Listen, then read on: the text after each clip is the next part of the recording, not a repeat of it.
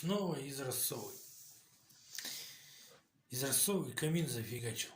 У заказчика денег вагон.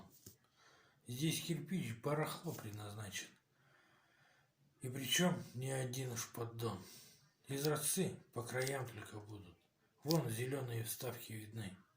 Две полоски. Увы, не по кругу. Кирпичи будут где-то одни. Есть такой элемент из тычинки.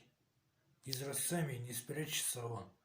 Эта часть есть верха у колонки. Дымосборник, он тоже точен. Саня лестницу тоже проверил.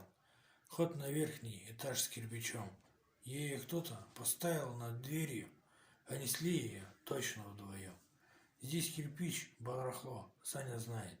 Рудицированный кирпидон. Но заказчик в дела не вникает. Мы надеемся, он не этот самый. Раз согласен, такое строение в доме с Энгельса он замутить. Значит, доброму нет предпочтения.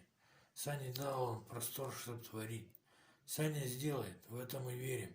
А Васильич подскажет совет. Для него не закрыты, нет двери.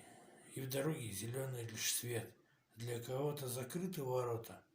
Может, будет вопрос вот такой. Нет, конечно, советом, но что ты, рад делиться. Васильич такой. Но сейчас в основном мы о Сане. И про творчество тоже его. Пусть шедевром объект этот станет. Рад вот я за успех, за него.